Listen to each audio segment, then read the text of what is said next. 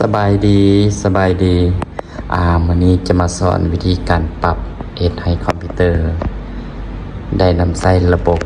ในการประมวลผลเฮ็ดเวียกอย่างเต็มที่แล้วก็ว่องไวเนาะจิขอแนะนำเลยเนาะเพื่อเป็นการประหยัดเวลา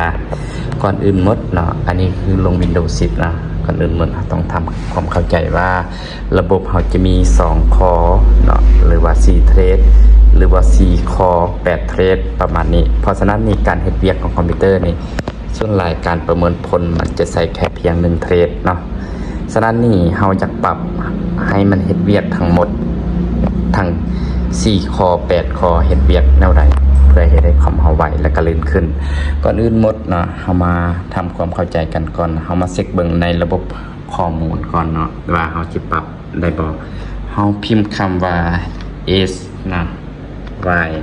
แค่เพียง sy มันก็จะขึ้นสู่คำว่า information เราจะมากดเช็คกันตัวนี้เราลองกดเช็คก่อน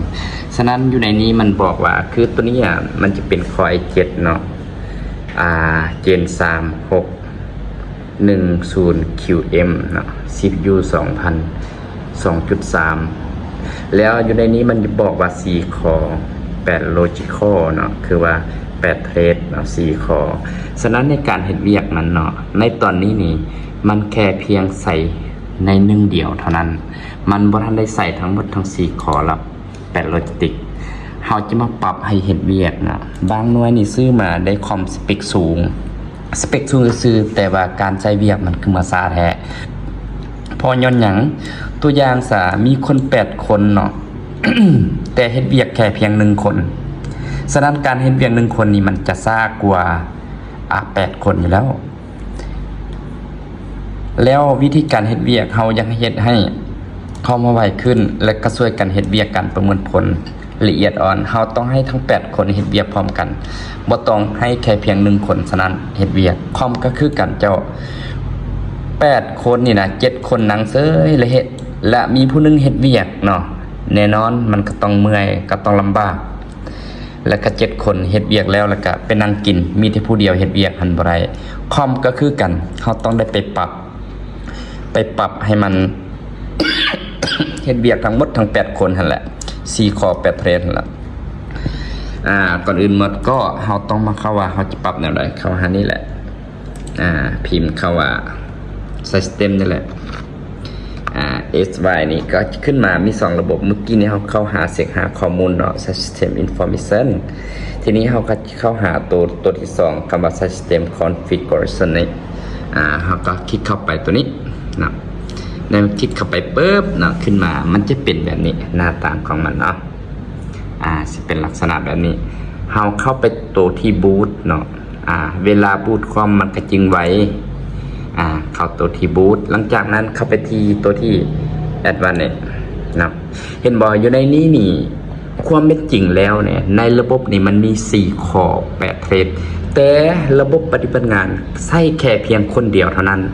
เปิดคอมบูตหรือว่าสมเทียบใส่คนซะเฮ็ดเวียกผู้เดียวแต่7คนบ่ได้เฮ็ดเวียกฉะนั้นนี่เฮาอยากเฮ็ดให้มันเฮ็ดเวียกเต็มสปีดก็คือเข้ามาปรับวันนี้แหละสังเกตนี่เนาะเฮาก็จิ้มใส่นี่แหละตัวที่นัมเบอร์นี่จิ้มเข้าไปแล้วก็เลือกเห็นบ่ความจริงแล้วใส่เวียกแค่เพียงผู้เดียวเฮามาปรับเอาเป็นเลข8ให้8คนนี่เฮ็ดเวียกพร้อมกันเลยฉะนั้นนี่เวลาเฮาตั้งค่าปุ๊บเนาะบูตหยังเฮ็ดเวียกหยังอัปโหลดหยังมันก็จะไวขึ้นเนาะอันนี้ก็หลายๆคนอาจจะฮู้แล้วแต่บางคนก็ยังบ่ทันฮู้สินะฮะก็ซื้อคอมไปใหม่นี่เนาะบ่ว่ากันผู้ใดที่ฮู้แล้วก็คลิกข้ามก็ได้ผู้ใดที่ยังบ่ทันฮู้ก็ลองเฮ็ดตามเนาะหลังจากนั้นก็กดโอเคปุ๊บก็กดคำว่า apply เนาะจากนั้นก็กดคำว่าโอเคในเมื่อออกหน้าต่างนี้ถ้าเฮาบ่อยาก restart เนาะถ้าเฮาบ่อยากจะ restart คอมเฮาก็กดคำว่าตัวนี้ออกเลยเนาะในเมื่อนั้นเฮาอยาก restart ก็ restart บ่ restart ก็บ่เป็นหยังเนาะทดสอบความไวก็ได้ใช่นะแต่อันนี้ข้าพเจ้ายังมีเวียกต่ออีกก็เลยจะบ่ restart แค่เพียงคลิกตัววิดเท่า restart นี้ถ้าเฮาต้องการ restart คอมทดสอบความไวเฮาก็ กฎตัวนี้ก็ถือว่าเป็นการเสร็จสิ้นเนาะอันนี้คือขออธิบายเนาะหลายๆคนอาจจะซื้อคอมพิวเตอร์มาจะเป็นคอ i5 หรือปกติก็จะคันคอ i5 ก็จะ2คอ4เทรดประมาณนี้แต่คอ i7 มันก็จะมี4คอ8โลจิคอลประมาณนี้เอิ้นว่า8เทรดนั่นเองเนาะเอาสำหรับคลิปวิดีโอนี้ก็จบเพียงเท่านี้ถ้าว่าท่านใดลูกค้าใดที่อยาก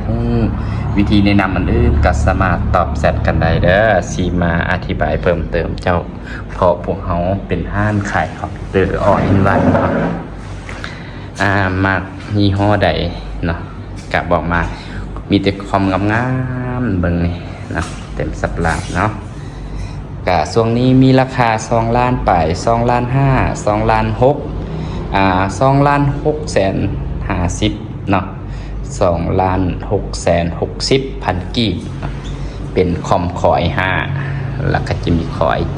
7ตามลำดับมีทั้งมือ1และมือ2เจ้า